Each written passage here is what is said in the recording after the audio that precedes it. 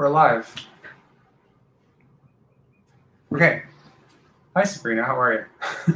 I'm good. How are you doing? I'm good. Let's just pretend we haven't been talking for the last 5 minutes.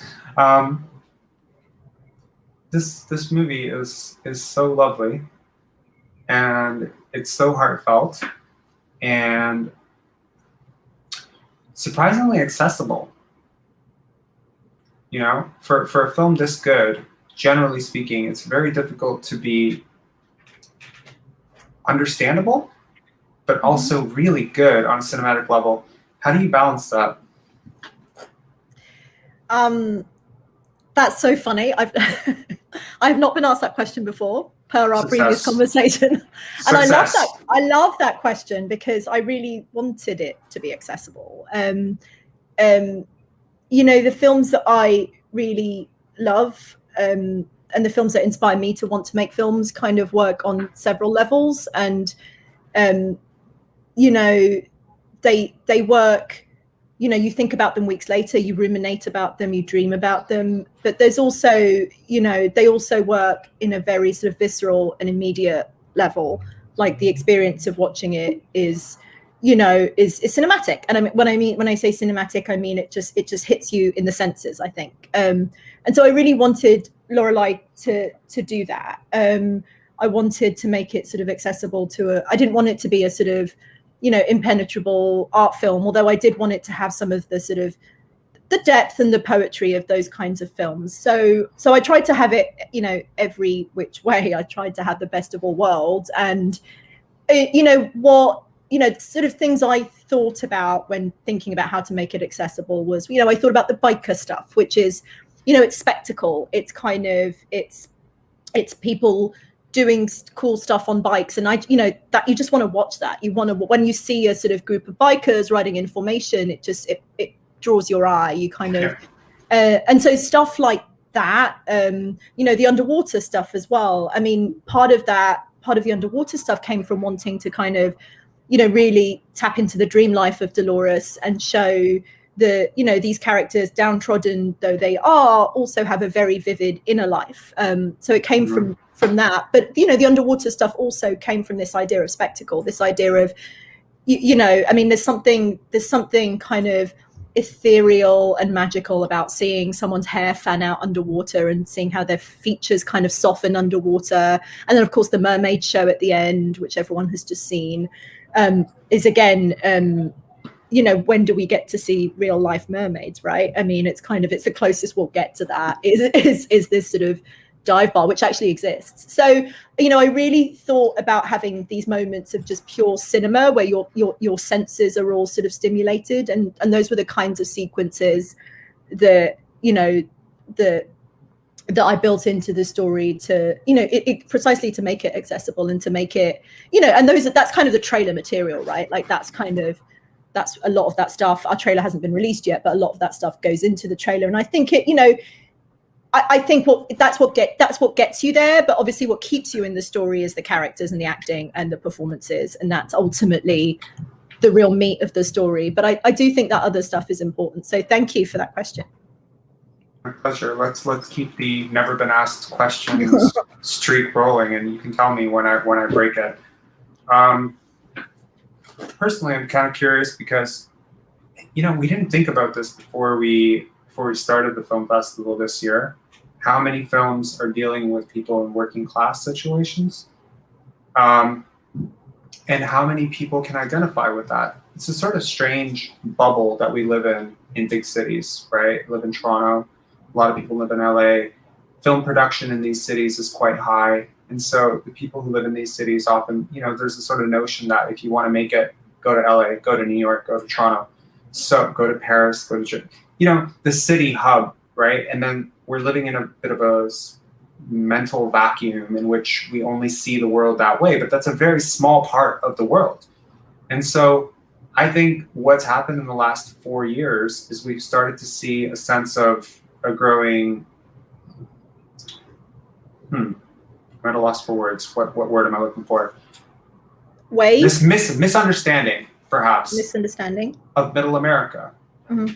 And people like your characters, frankly, people who live in this life, and how important is it to show characters like this in film, and not just, you know, rich suit businessmen and, you know, the like the highbrow type of characters? Yeah, I mean, I think it's I mean, I can answer for myself and say that it was important for me to write those characters into this story because that's the background I came from, not US blue collar, but UK working class. Yeah, and you know, I was a first generation high school graduate. My dad left school at 14. He was an immigrant to the UK from Ireland, and drives a truck for a living. Used to work in construction, now is too old for that. Drives a truck for a living. And my mum was an immigrant to the UK from Italy. Again, didn't graduate high school. And so I was a first generation high school graduate, and then a first generation college graduate, and you know, had opportunities my parents didn't have. But a lot of my family are still in the working class. I straddle both worlds, so you know, and I don't necessarily present as working class either, because of, you know, my education since I was a child and since I was growing up. But you know, that's kind of, you know, so much of that film was drawn from my family, my extended family, and you know, and it was important, I think, to humanize. So I feel that sometimes when filmmakers do make films about blue collar issues, or you know, people in poverty, or people struggling, that there's there's almost a sort of condescending lens turned on those characters, that, and you know, we're sort of meant to maybe pity them, definitely pity them, certainly be shocked at the circumstances in which they live. And so often you'll see the characters subjected to misery upon misery, and it seems to me sometimes that the more misery you subject your characters to, the more successful the film. And I didn't necessarily want to do that with this film. I definitely wanted to make it unflinching, you know, and I think I wanted to show the ugly moments of family life, you know, moments of conflict, the moments of, you know, when parents do not behave as parents should behave, and children do not behave as, you know, parents would want them to behave. And I definitely wanted to show that, but I also wanted to show the resilience of these characters, and their ability to kind of dream big and have an inner life and fight their circumstances. And I think because that's, you know, that's kind of my story, I was able to sort of claw my way into this profession from, you know, from not knowing anyone in the film industry, and to really, from wanting to be, you know, from being a young person and wanting to be a filmmaker, and really just having to figure it out completely from scratch. And so, and I had a dream, like the characters in my story have a dream. So it's very different. I mean, I'm British. This story is definitely North American, and I had to I was very paranoid when writing the story about getting it right, because you know, it's blue collar, but there is a sort of, you know, there's a kind of qualitative difference between the, you know, UK working class and sort of the kind of family that I've depicted, you know, that would be a sort of small town North American family. And so, you know, so I was, you know, I went up to Oregon often where we shot the film, and kind of scouted the area, but also to scout locations, but also just to knock on doors and talk to people, you know, talk to people who are kind of underemployed, talk to people who've been to prison or who have family members who've been to prison, talk to people who've kind of gotten sort of, you know, mixed up and caught up in drugs, and really just like listen to them. Like, you know, I was a journalist before I was a filmmaker, and so kind of doing that research was really important for me to get it right, because even though I understood the sort of the struggles of being poor and not having enough money, and wanting more than your circumstances are currently giving you, I you know, translating that into a North American context and getting that right was really important to me. And, you know, just even getting the dialogue right, and not having any sort of Englishisms slip into the script. I mean, that was, and I've been in the US since 2010, so you know, I've been here a decade now, but over a decade, but it was still, you know, that was still sort of very much you know, at the forefront of my mind. I wanted to be authentic. And so, and that authenticity really came from the sort of generosity of people in the Pacific Northwest, just talking to me, and then kind of offering their homes, and you know, coming in as extras. You know, I mean, it's very different having an extra in a movie that is a, you know, that isn't an actor, you know, and it looks like, you know, it doesn't look like an LA extra, you know, looks like a real person who whose face tells the story. So, shooting in the Pacific Northwest just gave us that texture, that authenticity.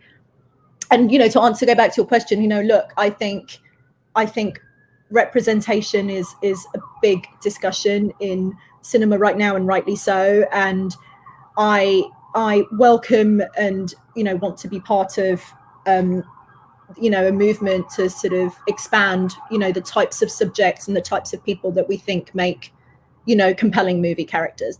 I think that's really important. Well, I mean, I guess I can share this. I come from a working class background in a sense, I've had to scrap, claw, Yeah. I mean, I can't say that I'm the first college graduate or anything like that in my class, but I mean, I definitely have a lot of, government housing, a lot of moving around, a lot of Yeah. shifting, a lot of stuff like that. And the characters in your film resemble my childhood in so many ways. And so I think one of the frustrations for people, and I mean this can go for minorities, it can go for underrepresented groups, but this can also go for people like the characters in your film, that I never see myself on screen. I never see my stories on screen.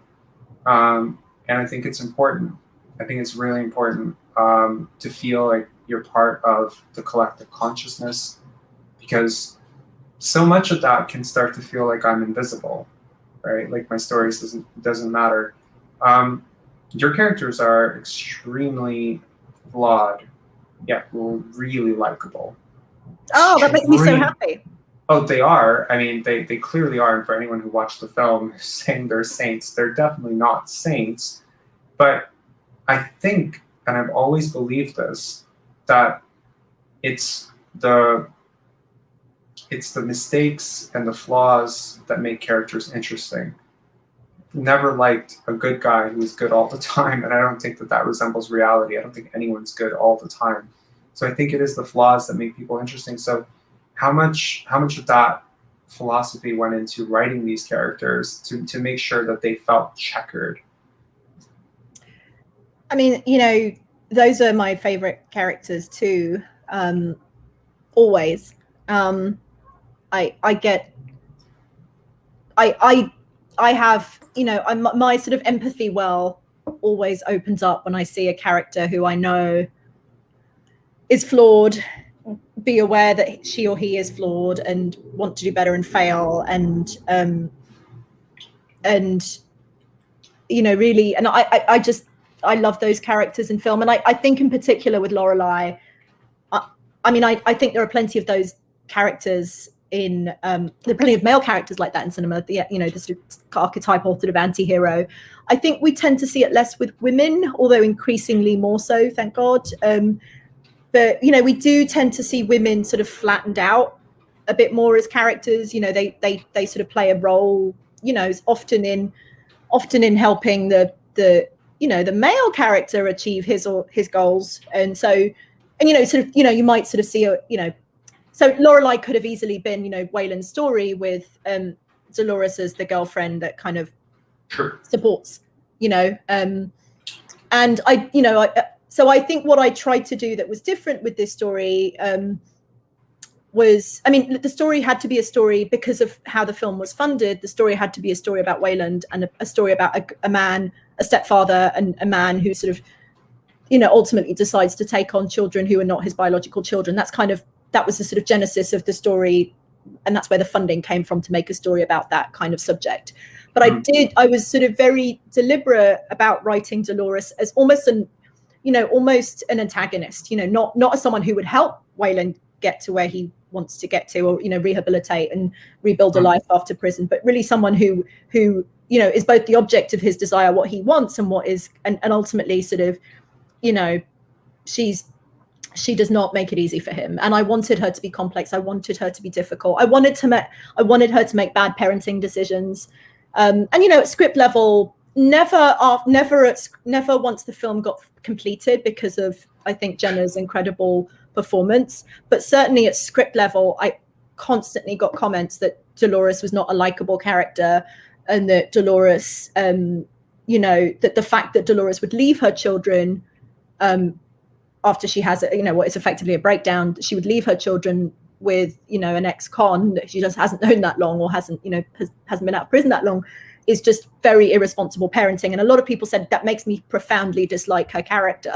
And I resisted changing that because that was so important to me. And obviously then Jenna comes in, and she's such a tremendous actress that decision now is never questioned. I think she sells it so well, and she so fully inhabits that character, and you so fully understand her emotional kind of ups and downs, and even just the sort of the pain of not getting her child's birthday right. She that's so deep felt in her, that you really go with her on the journey, and you really understand. And so since making the film, I have not had that comment, but certainly at screenplay level, I definitely had that comment. And I sort of you sort of try to create characters that are archetypal in a way, are universal, that people can attach themselves to, but that also have a sort of degree of specificity. And and I think that specificity comes from their flaws, their aches, their wants, what's missing in their lives. And so I it's very deliberate to kind of to work that into all the characters, but in particular Dolores, because I think you don't expect it as much in this structure of film from that character. And it's interesting how the kind of film, that she really, her sort of act of rebellion, her act of running away, is ultimately the act that kind of brings the family together. I'm kind of curious, have you watched The Town? A long time ago. Yeah, do you remember it? Not that well. Ben Affleck, Jeremy Renner? Yeah. I remember watching that film, and I remember thinking to myself that there was a little love triangle in that, if you remember, right? And how it was so projected that he would naturally go with the very clean, extremely, well put together, white collar option, as opposed to the druggie with the kid that you can't completely care about, who speaks, the Southern drawl. And I wonder how much films like that have like a collective sort of cultural impact on how people who identify with those characters feel about themselves being represented in film, So immediately after that film, my first thought was, what if we wrote the opposite story? That was literally my thought when I read that. I was like, it actually got me into screenwriting. I'm not even kidding. My first script was actually about that very subject. It was it's called Sins of Omission. I shopped it out to HBO and stuff. This is like what got me into filmmaking, was this concept that somebody would reject a partner that he was with at the time, who was totally put together, had a brilliant job, $100,000 a year, whatever, for an ex-lover who was just, a meth head, who he just loved, and he just had something for her. And I was like, let's flip this shit on its head and make him leave her. And it felt like a little victory for me, because I root for those characters so hard, and I've never really... I love that approach to screenwriting, by the way. I just in my head, I'm like, what if you reverse the story of all of my favorite films. That's a really interesting sort of just approach to storytelling, is just take a sort of classic story and sort of reverse it. I just got my little niece, a storybook called Gender Reversed Fairy Tales. And it literally is it's the classic sort of 19th century text of all these classic fairy tales, but literally all that's changed in the fairy tale is that the gender is reversed. And it's so interesting. It kind of raises such profound questions. And I think even adults are sort of reading that book and learning something about their sort of presuppositions about gender. But all of which is to say, I think that's a genius idea, is just to reverse sort of the structure of a classic film that you enjoy, and see what it reveals to us about our prejudices, about our sort of inclinations, and sort of see what it throws up and see what sticks. I think that's great. Is it still kicking around? That's good. I ended up making 10 other films, and I've held on to that one because it's so personal, and the character whom the main character is based on actually, unfortunately, recently died. And so now it feels even more personal. Yeah. But, you know, just having, like, it's weird because I feel like a bit of a world walker sometimes, you know, because I've been super poor, right? I've seen that side. Yeah. I've seen that life. And then I've been totally a U of T graduate who's running a film festival and is like considered, you know, well off and okay. I don't know if I feel comfortable with that label, but I've never ever felt comfortable completely in a room with people who've never seen the other side of the track, ever.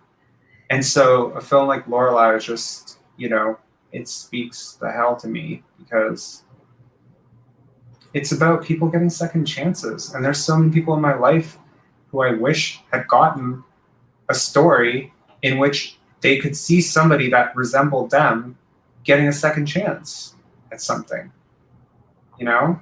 Because a lot of people feel like I blew it at 16, I blew it at 18, and my life is just messed up now.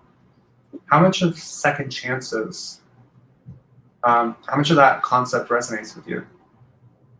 I mean, I think the concept of compassion in cinema and sort of tenderness, I think, is something that's highly underrated. It's something I love in films when I feel a compassionate filmmaking voice, compassion for his characters, not contempt, his or her characters, not contempt for his or her characters or pity, you know, but a real sense of compassion, empathy. And I think the film, look, when I was figuring out how to find my way into this story, so because the financing was attached to this idea of a stepfather, and I was trying to figure out how to find my way into that story. You know, the film I thought about a lot, in another film set in the US by a European filmmaker, was Paris, Texas, and you know, really that is a film about masculinity and the American dream and a second chance at being a dad, you know, sort of rediscover, you know, really messing things up very badly the first time round and going completely AWOL. And, you know, the character leaves his kid with his brother and his brother's wife and disappears and then emerges in the desert years later and really goes on this sort of cross American, cross desert road trip to become a dad again and also to sort of redeem himself. And I thought about that film a lot with Lorelei, and I think that sort of, you know, in conscious and unconscious ways. I mean, I also, you remember the scene in that film where, you know, the two main characters talk to each other, the two estranged lovers talk to each other across a glass partition, and you know, so they're reunited, but there's also this glass between them. And I think that kind of unconsciously made its way into the ending of Lorelei, where you know, Dolores is in the tank and looking down at her family through a sort of glass partition, sort of with them, but not with them.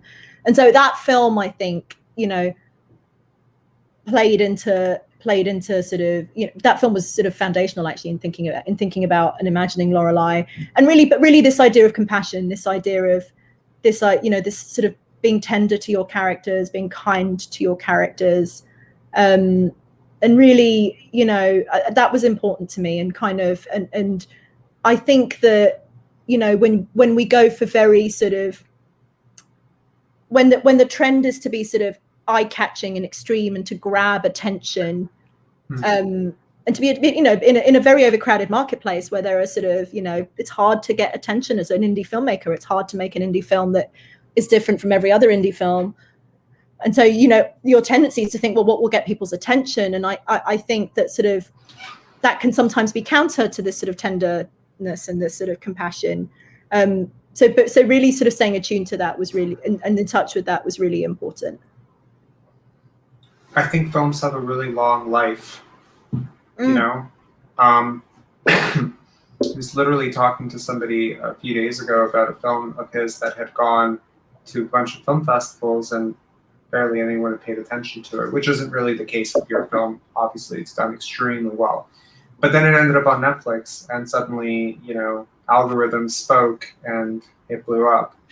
I love that. I love the idea. I mean, and also, by the way, there's a sort of I love the sort of story. I mean, I sort of alluded to the financing of Lorelei, but there's a really sweet story behind that as well, which is just, again, a story about second chances, about doing something a bit later in life and not in the way you expected. That the person who financed Lorelei is a guy in his 70s, had a career as a businessman, always wanted to make a movie, never did. And then when he retired, he saved some money from his career in business and was like, screw it, I'm going to do this, and made this film later in life, and is our most passionate advocate, and it's a wonderful kind of story, and it's a wonderful, I love the fact that our film is about finding your way and finding your path later, and not in the way that you expected, but embracing that. And I love that that this film is financed by Aunt Arnie, who sort of made a film in his 70s, which was his lifelong dream, and finally got to make it in his 70s. So I think that, and then the story of our film as well. Like, we were due to sort of premiere at Tribeca last year, and that was a huge deal for us, and a huge deal for me personally. You kind of dream as an independent filmmaker of launching at a festival like that, and to have for that to happen after all those years of work and prep was incredible. And then with weeks to go to the festival, it got cancelled because of COVID. And so our story, the story of our film, has been a story of second chances. Like the Deauville American Film Festival, which ended up premiering our film in the fall, felt like a second chance to see the film with an audience. And fantastic film festival. Yeah. Oh, it's an amazing film festival. I'm in love with Deauville now. Incredible, such cinephiles, such love of cinema. And they really fought tooth and nail to stage that festival at a time when there was great uncertainty, and to have had the opportunity to be there in person at the festival, with a massive crowd, hundreds and hundreds of film fans, was incredible, everything I'd hoped for. And so and I said, and when I sort of did my intro at the festival, I said, I spoke about second chances, and I spoke about that festival being a second chance. And I feel that every kind of we're getting all these other chances after Tribeca to get our film out there and get our film known, and I just think that fits so well with the theme of the film, and is also just kind of a lovely message of resilience. And I talked about the resilience of the characters, but there's the resilience of a film, the film that you talked about, having this resilience, not necessarily making the initial splash that it wanted, but getting there a little bit later. Yeah, I think this has been a heartbreaking thing for us. Honestly, we considered moving to Croatia for a year to do this. We considered moving down to Buffalo for a bit. Then we considered moving over to a different province that didn't have such strict lockdown measures. Every time we thought about this, we were like, well, what if we get there, we spend $50,000, $60,000 to put this up, spend all the marketing, and then we get a COVID hit and we get canceled. It's just such an uncertain time, and frankly, it's scary. But it took us a really long time to embrace this concept of virtual. Personally, I've run tech support for us. I'm a film festival director that's running tech support for the first time, and I'm literally walking people through what an HDMI cable is, what a browser is, what a URL. It's amazing, and you would think these people are 150 years old, but they're like they're in like their 50s, 40s, and they're asking like, how do I access this? How do I access that? It's been unique, right? But every time I'm reminded of how much I hate this for us, right? And because for me, like, film festivals are a live thing. Like, they have to be live. You have to create an audience. You have to connect the audience to the filmmaker. You have to create that interaction. My favorite part of Pendance every year is the Q&As. Absolute favorite part, because most filmmakers will come out of it and saying, like, your audience is really smart. Like, it's cool. Like, it's really cool, because we don't market stars. We've never flown out a star. We always bring directors. We always wanted to have like really deep, insightful conversations. So many of our audience are filmmakers themselves, and festival staff and festival programmers. So it's like we're trying to build up something like very artistic, community-esque, and taking no shortcuts along the way. And then to know that a film like this like I'll share kind of like an intimate moment with you. Last year was so hard for us. It was so exhausting. It was such a big event. And on Friday night, there was a film, Straight Up, which was making its Canadian premiere, and it was such a beautiful film. It ended up on Netflix like a couple months later.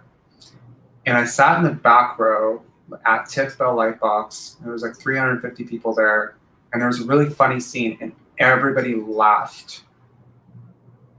And I cried. Like I was literally crying in the back row.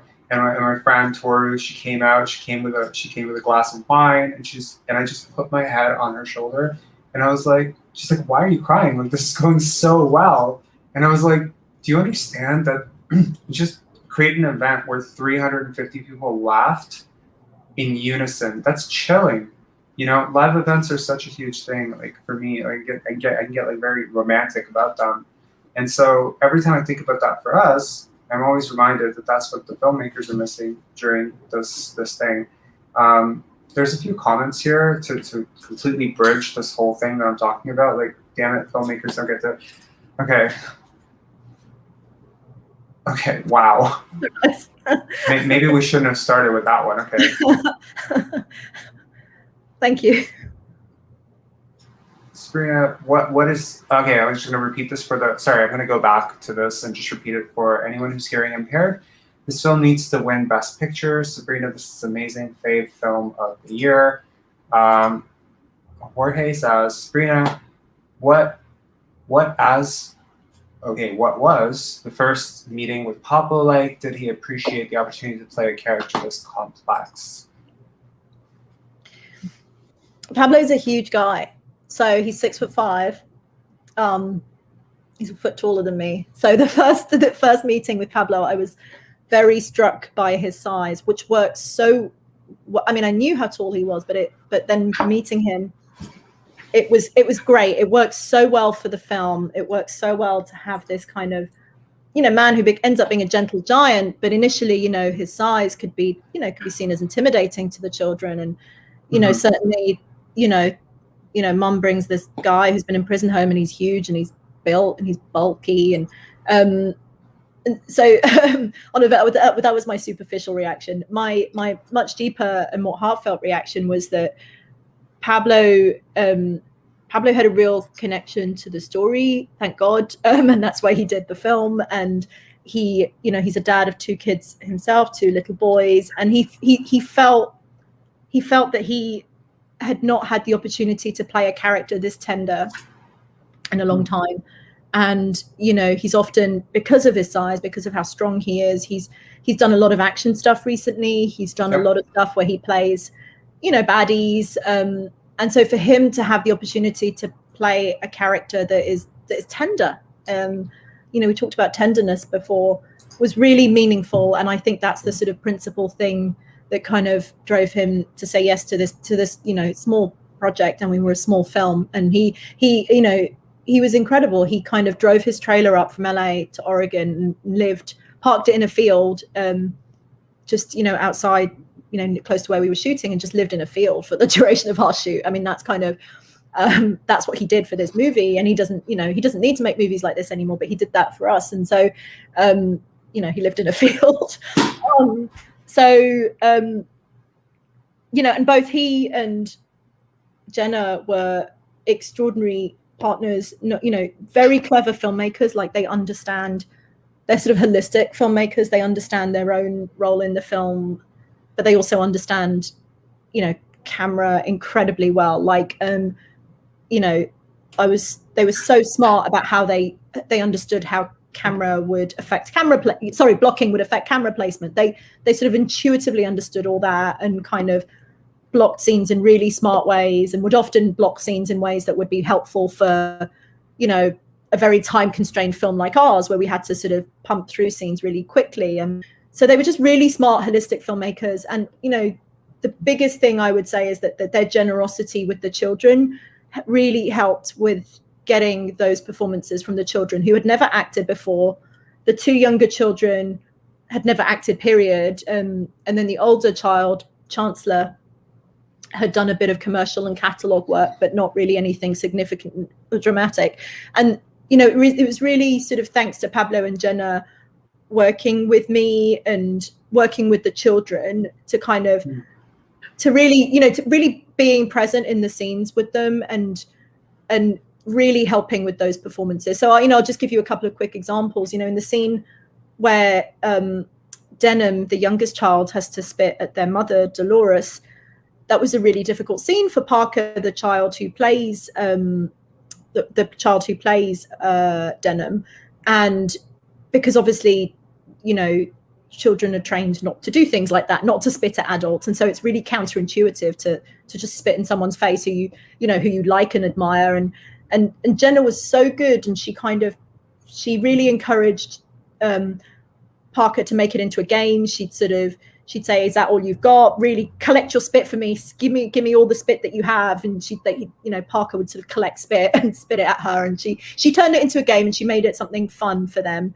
And it really helped Parker relax into that scene and be able to do that scene, which is a difficult scene for a really lovely, polite child to do. You know, the child really, you know, Parker really had to sort of reach into a side of themselves that had never really come out before, and Jenna really helped that. And then similarly, you know, with Chancellor, the scene where he has to punch Wayland was a really hard scene for him. And what Pablo did was, you know, Pablo kept his intensity up even when we were shooting Chancellor, who plays Dodger's coverage, so that Dodger would get really riled in the scene, and he really, because Pablo was so amped up, even though it wasn't his coverage and he was doing it for Chancellor was able to get amped up, and he was really kind of being, what, you know, I mean, we hear about this, but that's what being a generous scene partner is, right? It's really, you know, showing up for your own performance, but showing up for your scene partner's performance as well. And, you know, both Pablo and Jenna did that continuously throughout, you know, I mean, because they were by far the most experienced actors on set, right? I mean, it's not just the kids, you know, we had a lot of locals on set who don't work as often as Pablo and Jenna do. And so they were just really tremendous actors, and all of them. But, you know, Pablo and Jenna were just really generous with their scene partners, and that really helped sort of pull performances out of everyone. I see it as a bit of a cascading ripple effect, where the trust that you generate with them creates goodwill, and then their innate talent and ability to do this then has a ripple effect over the supporting actors and people that they're scene partners with. And I've always believed, I hate that I'm repeating myself because I've said this already in a panel before, and I'm conscious of the fact that I'm repeating myself for anyone who's watching all of these, but I do believe that if I ever want to evaluate how good an actor is, I always watch what they're doing for their scene partner. It's just great actors have an ability to provoke performances, I think. Mm-hmm. Yeah. But also, great actors can shut down if they don't trust their director. If they're not in the hands of a director that they feel like implicitly they can, you know, because, I mean, like, I've been in the theater and seen a lot of actors take a lot of flack for a bad performance that wasn't really their fault, right? We were doing a Q&A with Kyle Gallner on Friday night, and he quoted Sean Penn, and he said, well, Sean Penn once said, you know, look, I'm in the movie. If it's a bad movie, it's not my fault.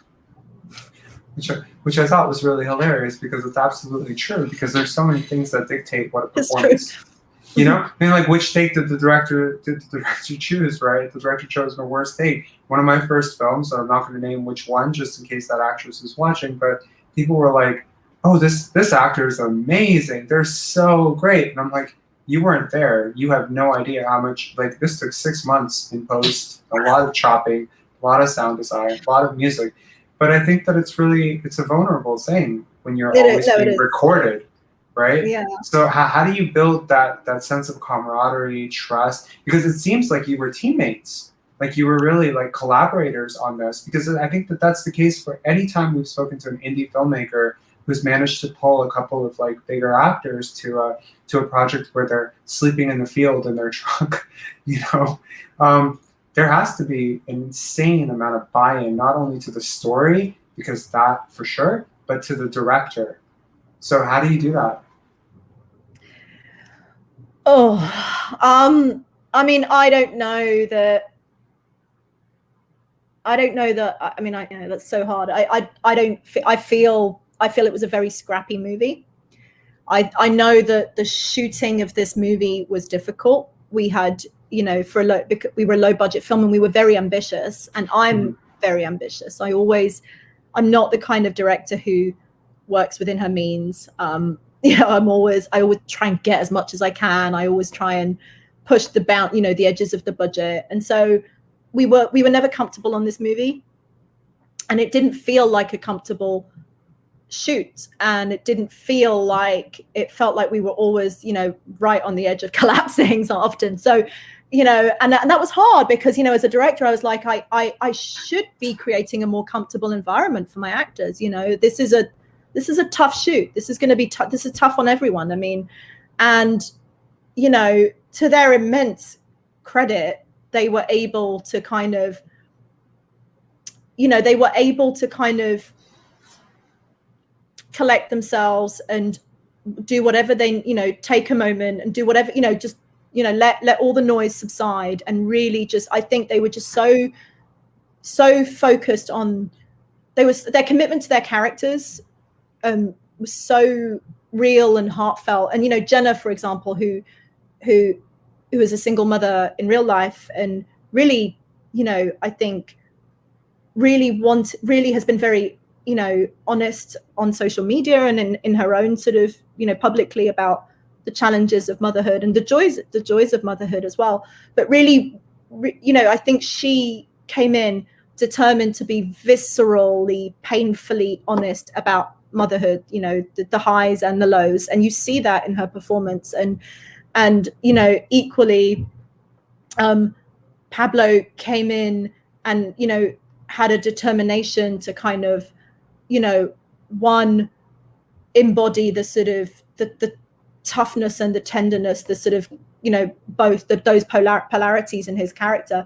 But also, you know, he was a very supportive ally in kind of retaining the poetry of the film and the sort of the melancholy poetry of the film. He, you know, that was something that was controversial in the film. You know, not everyone bought into that. Because some people thought it was tonally confusing. You know, it's a film about a real family in a kind of blue collar setting. What is all this dream stuff? What is all this water stuff? You know, and Pablo was so supportive of me in sort of in retaining that. And it's kind of, you know, he said it in reading the script, the poetry of the script, you know, as well as the sort of potential of his character, but the poetry of the script, I think, was something that appealed to him. And they were so I think they read, you know, Pablo said something really interesting to me. He said, I want to always protect my first read of the script. When I read the script and I respond to it, I want to protect what I felt that first time I read the script. And sometimes, you know, and that's often a challenge, right? Because stuff happens, you know, scenes get cut.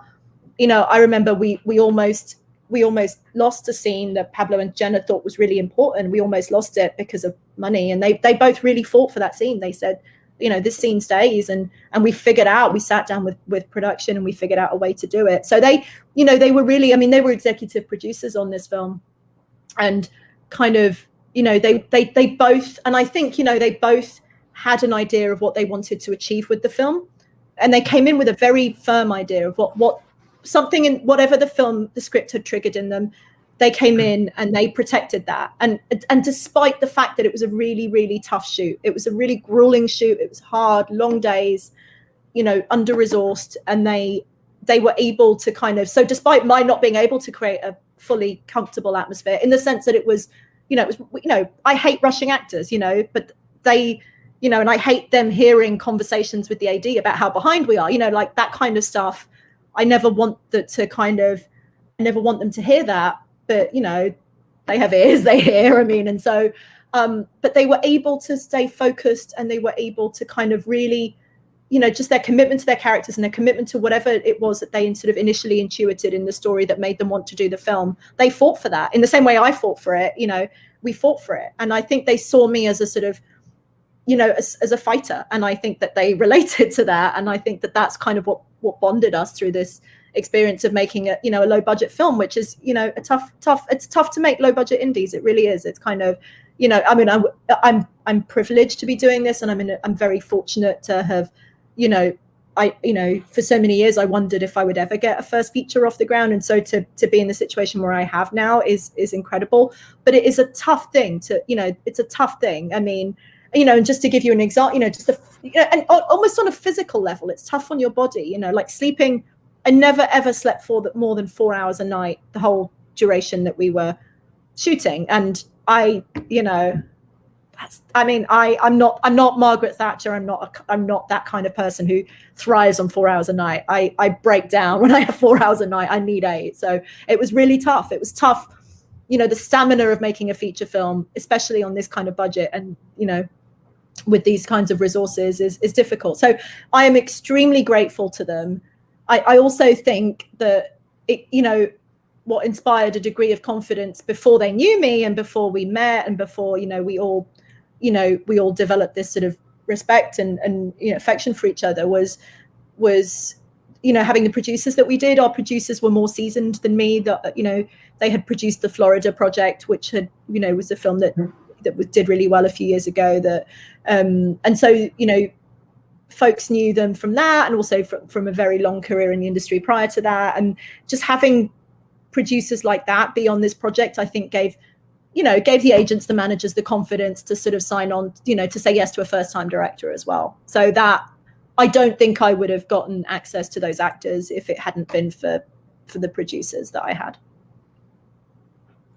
I think that's probably fair. Yeah. I think that's the case. This film reminded me a little bit of Age Out, just in terms of how it fits into our program. We had a film, Age Out, by A.J. Edwards, which won Best Picture for us in 2019. Ironically, also went to Deauville, and then went to South by Southwest instead of Tribeca. It's a very, and also working class, but it's Waco, Texas, as opposed to Portland. But it's interesting, and that film had Gus Van Sant on as a producer, Mm-hmm. and that name, you know, pushes you through a lot of things. And they had Ty Sheridan and Imogen Poots, and I think that yeah, I'll check it out. I haven't seen it. I think I know what you mean now. Yeah, it's an awesome film. I'll check it out. Thank you. Yeah, it's a really cool film, and you know, it does speak to that. But you know what? I don't think any producer that I've talked to a lot of actors that say there's a gut check moment when I meet a director for the first time. And I imagine like all the conversations I'm going to have with this person. I'm going to imagine all the disagreements I might have with this person, all the decisions they're going to make that are going to impact me. I don't think you get that just because of producers. I really do believe that you got Pablo and Jenna because of you. I think they had to meet you. That is just me personally thinking. You know better, but I can't imagine that they would have signed off to a director that they didn't really believe in. So I think that's we had great and very long first conversations when, you know, and I, you know, I was so, I mean, you know, I hope that I was impressive to them, but that, you know, I can certainly testify that they were impressive to me, and just the sort of the depth, you know, the depth that they, and the kind of perspectives that they brought, that, you know, just their insights into the characters that I hadn't had even, but maybe I had on some subliminal level, but certainly hadn't articulated. And I was so impressed with them, and I was so impressed with, you know, the thought that they put into the script, even on that very first meeting, you know. And I was writing down notes because I was like, this is great, you know. And you know, I think I was still revising the script at that point, and I'm sure that those conversations really would have worked their way into the script somehow as well, because, you know, and, you know, look, you're thinking of the whole piece as a filmmaker, and you know, they come in and they were both, as I said, really holistic filmmakers that thought about the whole film, but, you know, they also come in and they zero in on their characters, and so they have a sort of, they're focused on their characters in a way that you, as the filmmaker, you know, they specialize in their characters in a way that you, even as the writer director, you have not gone that deep into the character. And so they revealed things about the characters to me, that were that were insightful. And so, and I think, just being able to have that conversation, I mean, it's, there's an openness, and there's a sort of ability to kind of engage in a constructive debate where both parties bring ideas to the table, and you sort of, from that, you forge something that is the love child of both those ideas. And I think that, certainly that just bringing, as a director, being open and kind of curious, and never, having a very firm sense of what you want, and having imagined. And when I say that, I always, wondered what people meant when they said this director is visionary or has a vision. And I was like, well, what does that mean? And I think I figured out what it means. And it just means that you have imagined the film in a very, tangible way. You've seen the film almost roll through your mind. And so you have so when you write a screenplay, often it's words, and you put the words down, and a screenplay is a very imperfect format, because you're writing words for something that's inherently visual. And I think, just being able to go from the screenplay into what makes it a movie, and having imagined that, and just having taken the time to just picture that, imagine it, and having seen the film before you've even seen the scenes, before you've even shot them. And then because you've seen it, you're sort of, kind of the ballpark you're aiming for, and you're able, because you've found it already, you're able to play with it a bit more. And so then on set, you can be open, and you can be receptive to ideas, and you can invite collaboration, which I think always improves the work. I mean, I think I sort of start the conversation with what I've seen in my mind's eye, but then all my other sort of collaborators pile in and make it so much better. So I think when you talk about what actors are looking for in a director, I think it's that openness, that curiosity, that sense of, well, look, anything could happen, but also a sense of, that they have imagined the film fully in their own way, a draft of it at least. Mm-hmm. I think I was talking about this with another director about 2-3 weeks ago, and I was saying, I don't think great actors became great actors without learning how to act. This notion of celebrity, right? It's hard to imagine that someone like Leonardo DiCaprio was once just someone who just really loved acting, because the sort of flash of it is that he's a massive celebrity, right? But I do think that actors crave opportunities to do things like this, and unfortunately, because agents protect them from smaller films, sometimes they don't get to explore the depths of their artistry, So I think every so often you do see like several cases in a year where an actor has taken an indie, right? And I've talked to a few actors who do this. They're like, it's catharsis.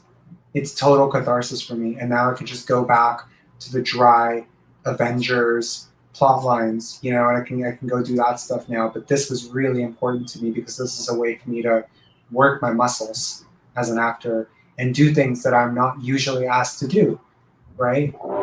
And the freedom that you get as well with a movie. I mean, I think which and to any, I think some great advice I got at film school when I was at AFI was just just to have a good screenplay or several good screenplays, and just and also to have a screenplay that actors with good roles for actors.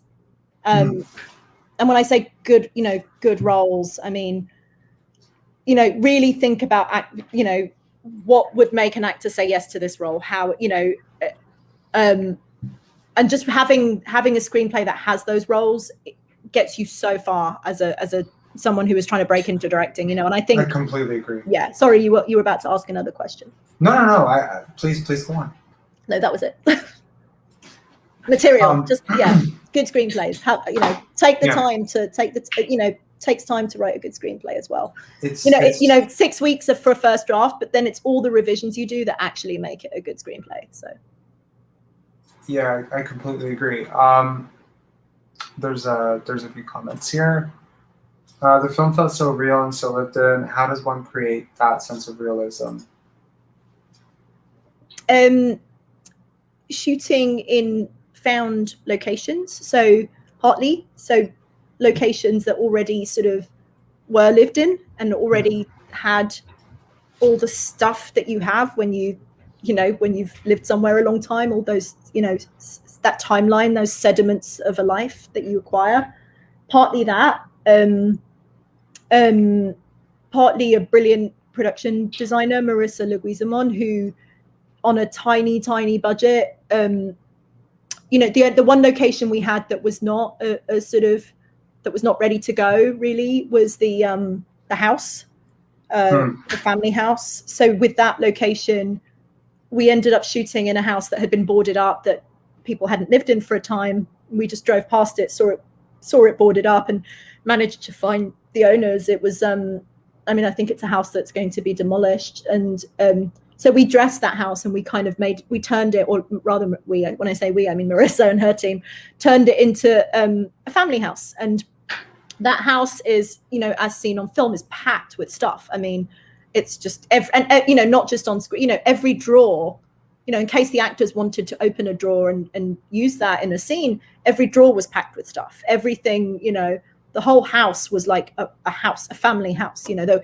if you opened the third drawer down in the kitchen, there'd be a stack of bills, unpaid bills, And so Marissa and, her team really did an extraordinary job. And it's really, one thing that the DP and I spoke about a lot was color control, and really just having a very specific palette for this film. And, for Marissa then to kind of be able to go and design this film within that palette on a budget is really hard, because you're going to sort of junk stores and yard sales, and you're picking up whatever you can, because you don't have the budget to kind of pick a chair that's exactly this color. And so to be able to do that on our budget, and to sort of to be able to design the film to be so rich and so dense and so full of stuff, but to do it within our palette as well and within the look of our film, was just an extraordinary achievement. So and then also sort of Critter, our costume designer,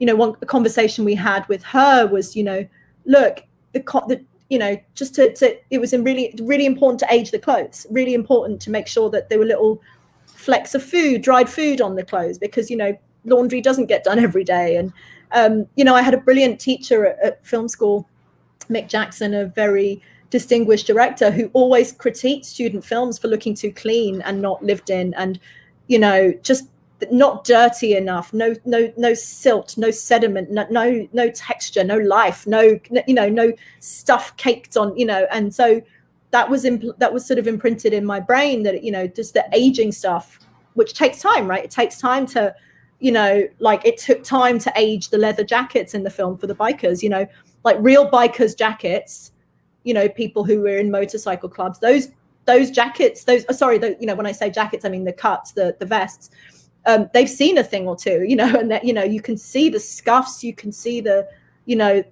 roads that have been, that they've driven down, and you can see the life and the history in those cuts. And so really to get, those cuts in, and then to be able to age them, takes a lot of time, a lot of work, and a lot of commitment. And we, so really when, the film feels real and lived in, because, my collaborators knew that that's what I wanted, and they went all out to make it happen, despite not having enough time and enough money. And they really, like everyone in this film, just busted a gut to do it. And so, so that, in combination with kind of partly shooting in real places with real, as I mentioned before, just, like one of our extras, for example, was this guy I saw at a gas station. The guy, the extra who's playing dominoes in the halfway house. I bumped into him at a gas station. I just thought he had such a interesting face, and I said, hey, we're shooting a movie across the road, do you want to come and be in it?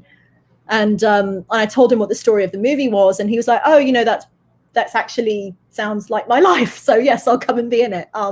So he has a face and that you could not cast in if you were casting in LA. So from Actors Access or whatever, you couldn't cast those people, amongst the sort of acting pool in LA, because there's just a sort of, these are real people with real lives who, and so shooting up there was really important as well, shooting in the Pacific Northwest, and not shooting in a film hub, a film bubble, that, it's really important to kind of be a little bit away from that as well. Much as I love LA. We preview about close to 250 feature films every year, maybe more. And people will be so surprised how often it's the supporting characters, side characters, characters with one line, characters with no lines that absolutely ruin a film, especially 3 or 4 of them come into a film. Because I don't think a lot of directors care enough to do what you've done here. It's not, let me rephrase. I don't think they know they need to care this much about those details, about aging leather jackets, about whatever.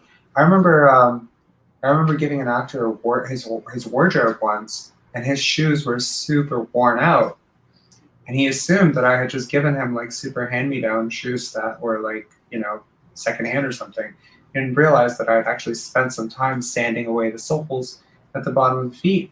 And he said, well, what's with this? Like, I thought I was getting new shoes. And I'm like, your character's been walking for the last 6 months, and you're poor. Mm-hmm. So, and he's like, are my shoes ever going to be on camera? I'm like, no, but you're going to be on camera. And it's important for you to be wearing the shoes that you're supposed to be wearing. It's weird. Like, I actually, and again, this was a mistake as a first-time director. I remember I would never look at the viewfinder. I would never look at the screen.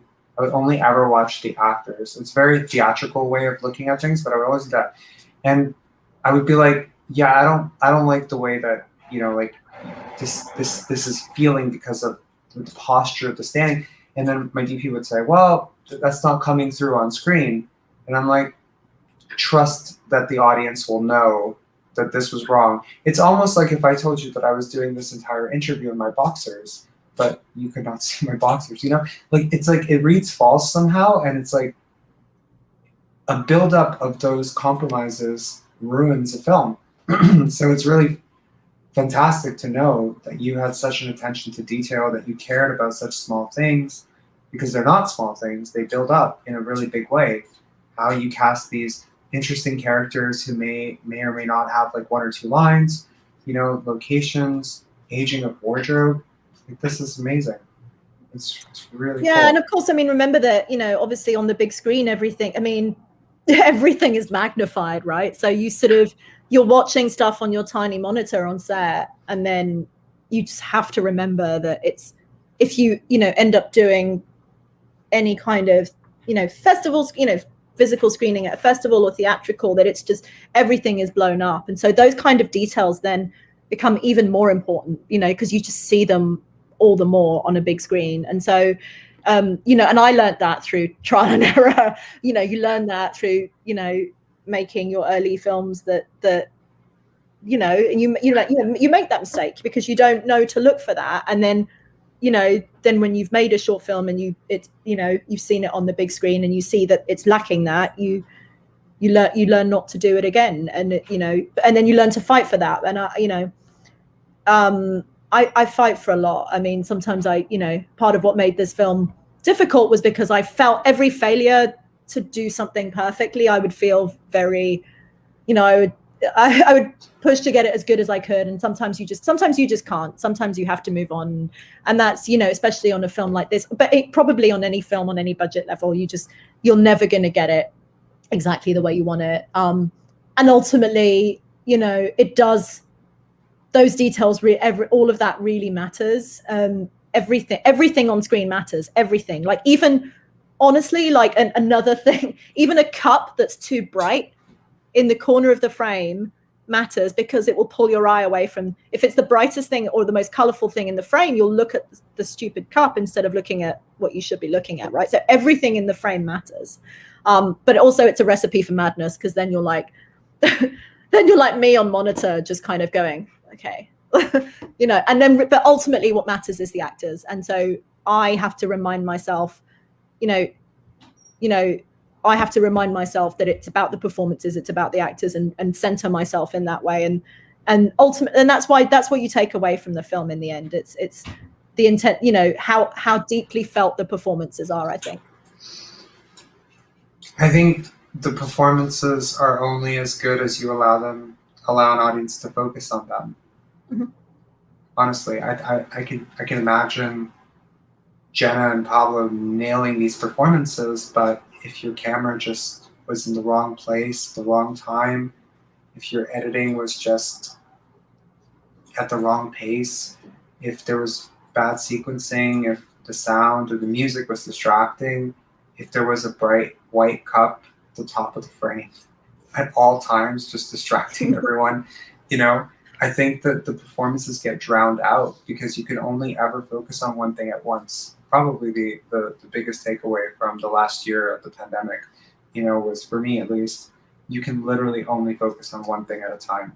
Any illusion that you're focusing on two things, you're actually just swapping very quickly between them. And I think film is such an, you know, a medium where you need immersion. You need someone to sort of. I've actually started to see film as meditation.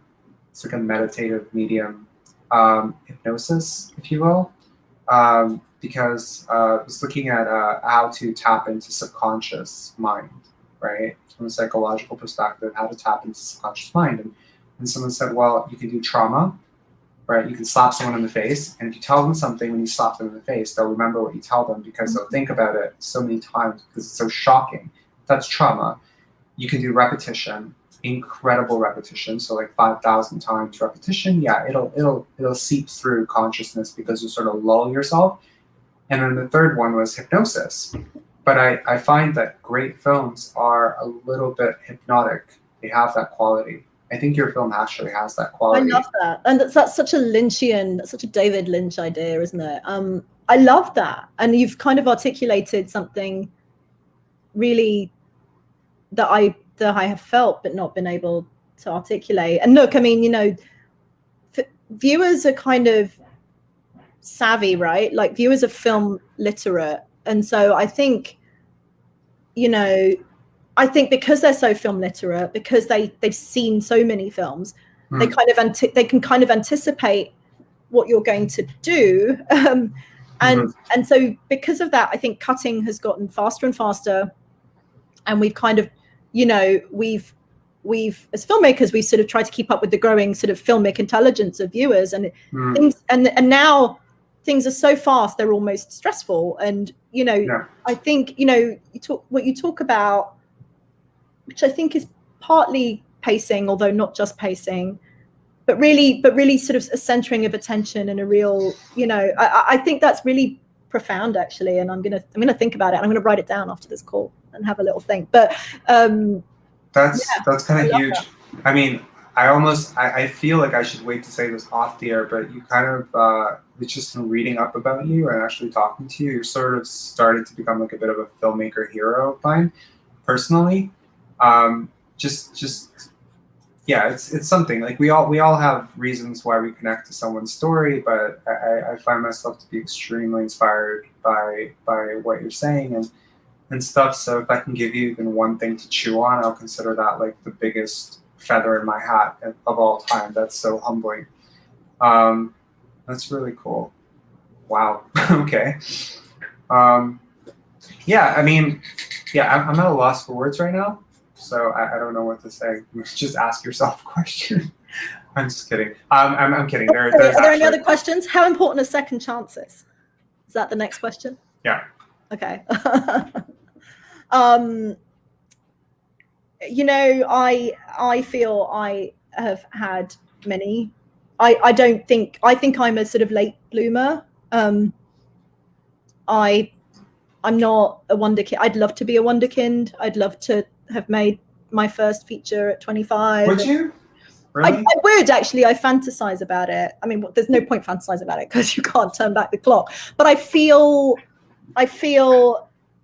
you know, I feel frustrated with myself that it's been sort of hasn't been a straight path. And you know, I worked as a journalist after college. I made a short. I realized in my last year of college I wanted to be a filmmaker, and when it was funny. I went to the theater. I watched Apocalypse Now on the big screen, and when I saw that the filmmaker had made the jungle explode at the precise moment when Jim Morrison sings "This Is the End," it just occurred to me, and it had never occurred to me before, that someone designed that and someone made those two things coincide. And I was like, oh, that's filmmaking. That was intended to happen that way, and it was intended to make me feel this way. And I think I realized the massive creative potential of filmmaking in that moment. And so after I went and made a short film right after college, which did really well. It got broadcast on Arte in France and Germany, and kind of won here and there, won surprises here and there. And for a first film, you know, I was lucky, and it kind of all went really well. But then I had no idea what to do after that and how to turn that into anything. It was just, you know, I just didn't know. I didn't know about networking. I just didn't know how any of this worked. And so I got a job at the BBC, and I became a journalist, and I worked as a journalist for 6 years, which was a really great job, and a job that many people would kill for. And you know, it wasn't what I had set out to do. I wanted to be all that time I wanted to be a filmmaker, and you know, and whilst I sort of learned a lot about leadership and about storytelling and about, you know, how to communicate with an audience as a journalist, I learned all of that as a journalist. And so it wasn't a sort of, it was definitely time well spent, but I still kick myself. I still sort of say to myself, well, that was 6 years when you could have been making a film, and, you know, you lost those 6 years. And I don't, you know, ultimately I don't think I believe that, although the sort of, you know, the bad Sabrina tells me that all the time, and the good Sabrina says, no, that's all of that has led you to where you are now. But so, you know, look, I mean, I don't think that for anyone, it happens the first time exactly as you imagine it will, you know. And the key is resilience, persistence. This is an industry that will knock you back so much more. And, you know, when I say, you know, I'm talking about this in the context of a film career, but it's also true for the film as well. And for, you know, but, you know, this is an industry that will knock you back many more times than it will lift you up. And just having, you know, understanding that, and understanding, you know, having, you know, tapping into your sort of inbuilt resilience, and kind of and understanding that things will not necessarily happen the way you think they'll happen, but keeping on the path anyway, I think is really important. And so yes, I mean, and I think that opening, you know, in terms of chances, I mean, you know, talking about this industry, I think it's just really important to pay it forward. So if you have had a kindness shown to you that helped you in your career, do pay it forward, because you know, and I think especially if someone is from a background that is not a traditional background for access to this industry, I think. So, you know, if you've had a chance, give someone else a chance as well. I think that, you know, put something back in. I've learned to reframe that whole thing, because, you know, I think I was maybe 21 years old when I watched Sabrina Doyle's first film, I Killed My Mother. And I thought it was so brilliant. Yeah. And I realized he was 17 when he wrote it. I know, it's heartbreaking. And I think for at least 5 minutes there, I think I hated him so much for being so gifted, right? But that's his path. And that's the type of film that he makes. And, you know, not everyone is him, and not everyone is Orson Welles. I've come to see, you know, I've always seen myself as a bit of an outsider in situations, right? And I don't know if you've ever felt that way as well, but I sense that you might have, you know, like felt like an alien in a sense. And I always found myself, at least in most of my 20s, comparing myself to other people's paths and saying, well, I've clearly wasted my time. I worked at a hedge fund. You know, for instance, I worked in finance. I worked as I worked in several businesses. I ran a dog walking company. There's all the sorts of things that I've dabbled into, right? But none of those were film. And, you know, I studied philosophy. For starters, I did not go to film school. I studied philosophy, and people were like, "But that's a waste of time. Did you not, you know, see that?" And I found myself like listening to a lot of these opinions and saying like, "Well, clearly I have wasted my time," because, you know, someone that I know pretty well now, Mark Rosso, like he's a filmmaker who's made like 3 features now, and you know, on Netflix, he won a student Oscar, and he's kind of the quintessential director who did everything right? Like, he did exactly what they tell you to do in film school. make a short, make a first feature, make it for less money, get financed for a big feature, then make that really well, get it into TIFF, then make a really, really big feature. He did it every step by step, but I'm like, that's his path. And that's not the path for everybody else. But I think whenever you do find success, I think it'll be on your terms, and hopefully you've met yourself before you get there. Like that you've gotten over yourself and you're cool with yourself when you've gotten there. And everybody has a different path to getting to that point of peace, right? And I think like that's sort of like, so I think you should listen to good Sabrina, who's telling you that you're completely on track. Because like, I don't know, like someone said it today, there was some sort of like passing comment about like, oh, I'm too old to do this or whatever. And I'm just like, man, shut up with that stuff. Like, I don't believe that at all. I don't think too old, too young. I think like, okay, if you want to win an Oscar with a film that you made when you're 15, great, be that guy. You know, and if you want to go make a film when you're 70, great, because you're every time you're bringing yourself into that, and it's like a different lived experience. And you know, I think you're doing really well. But don't you also think though that kind of that sense of something missing, that sense of, you know, a gap to fill, that sense of inadequacy almost, that kind of also is a driver for, you know, No. like you don't think that? Where No. do you think the sort of urge to share your stories comes from? And to, you know, like why does any one of us kind of think that our story, you know, that we have such an important story to tell that others should listen to it? I mean, it's interesting, isn't it? I've driven myself mental over the last 15 years trying to be the hardest working person in every room. I would just pick and be like, who's the hardest person for work? How many hours are you working? 12? Okay, I'm gonna work 14. You know, I had this innate desire to just outwork everybody, out hustle everybody, never, you know, rest. And this sort of like strange concept of doing things faster than people, you know, like, okay, well, he's done this in 2 years, well, I've got to do it in a year and a half. This stems from a place of insecurity, in my opinion, a sense of lacking. And I think that it comes down to how society promotes or celebrates success. And it's through production, through achievement. And I said this a couple of days ago to a filmmaker. I said, when's the last time you were ever congratulated for taking 5 days off to figure something out?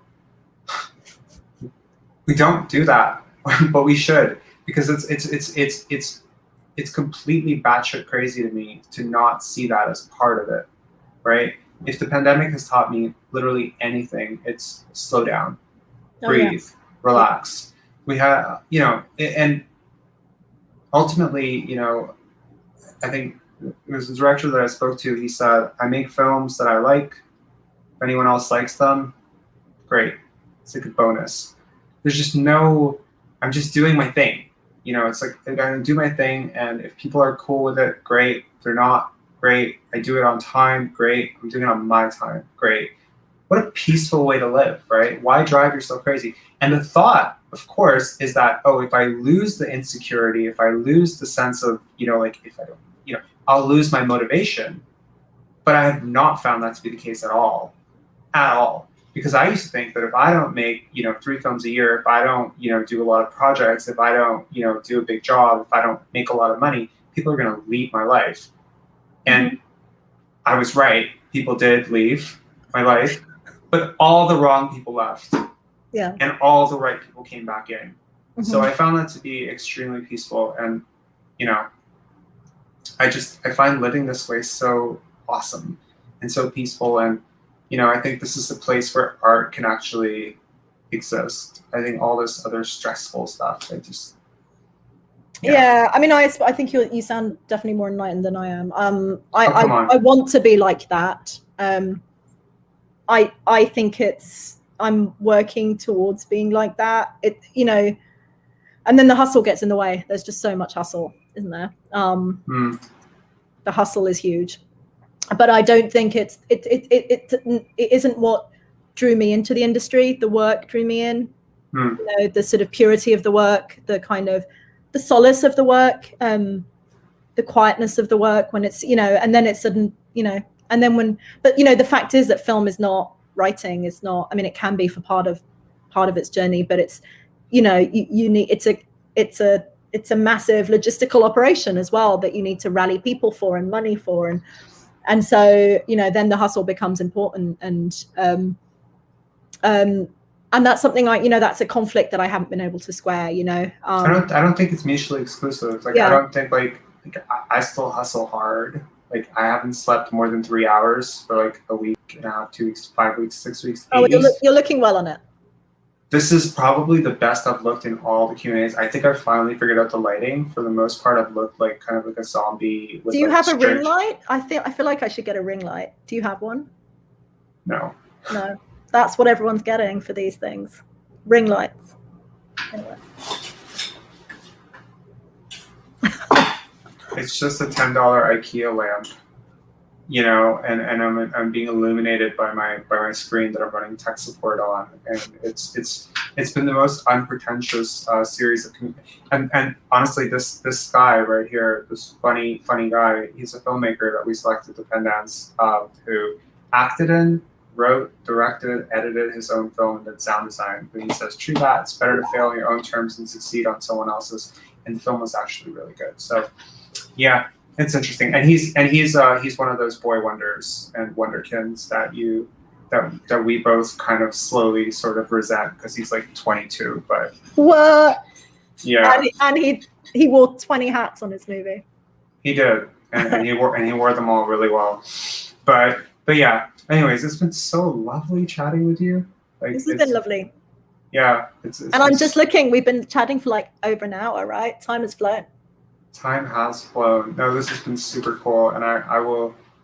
It's weird to say to somebody, but like, count me as a fan for life. Like, I mean, I look forward to seeing all of your movies, and I'm so sure that you're gonna evolve so beautifully as a director. So, yeah, it's been really lovely, and I've loved having this opportunity to kind of connect across a continent. That feels wonderful, and hopefully there will. I mean, we've made the most of, as filmmakers and as festival programmers of this year, I think. But at some point, it will just be so lovely to return to that in-person festival experience. So hopefully, I would love to attend in person at some point. That would be really nice. That would be super nice. I was actually kind of jealous when I saw the pictures at Miami, and I was like, God damn it. Because we thought about moving our festival to the States for a bit, like Buffalo or somewhere else like that. But again, you just never know, like, what's going to happen. And but it would have been so lovely. And I saw you standing there with the crowd, and like, you had your mask on, and I was like, damn it. Like, I wish we could have had her, because if there's really nothing like that, like, then nothing, just like sitting and having a chat, and like the type of event that we're building up here, it's like the antithesis of a mega festival.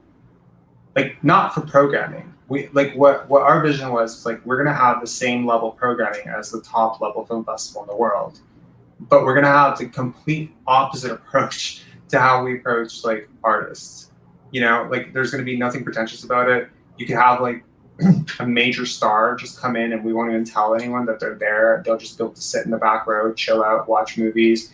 Big directors. There'll be no like 50 cameras like blasting in people's faces, because I think like people just genuinely don't like that. It's kind of annoying, even though it's like considered like a necessary evil. So I think we're building something really cool as like an artist community here, and the films are amazing thanks to people like you making awesome indie films that we get to select. So thank you so much for that.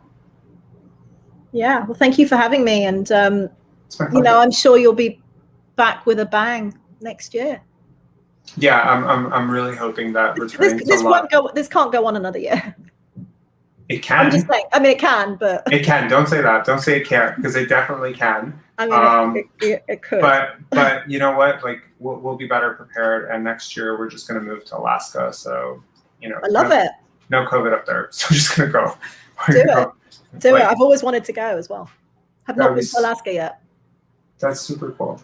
Yeah. Well, let us know if there's anything we can do to help promote the film. Is the film coming out at some point? Yeah, it will probably come out. I mean, the final release date is TBD, but it will probably come out sometime midsummer in the US.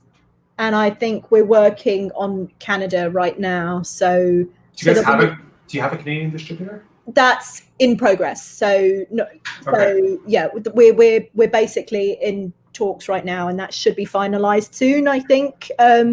So yeah, so I should be getting more details on our Canadian distribution soon.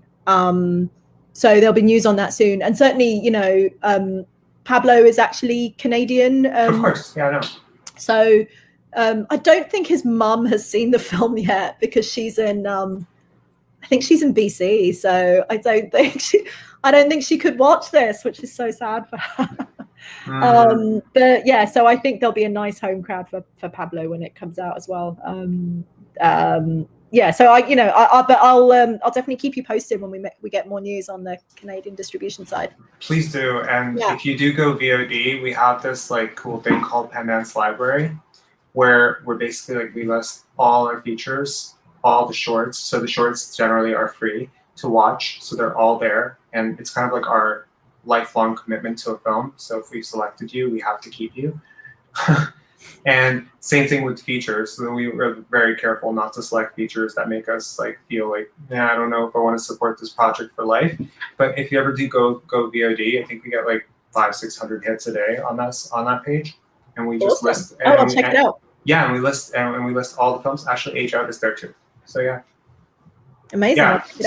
Yeah. So let us know if there's anything we can do to help your Canadian launch when you do that. And I love this film so much. It was so nice to talk to you. Oh, you're so kind. Thank you for this lovely, rich, sort of strangely kind of, you know, personal, intimate, but also expansive chat. It's been we've covered so much ground. Were you asked a single question that you've been asked by me, like by anyone else? No, you did not ask a question that was the same, but I did veer into territory I've veered in before.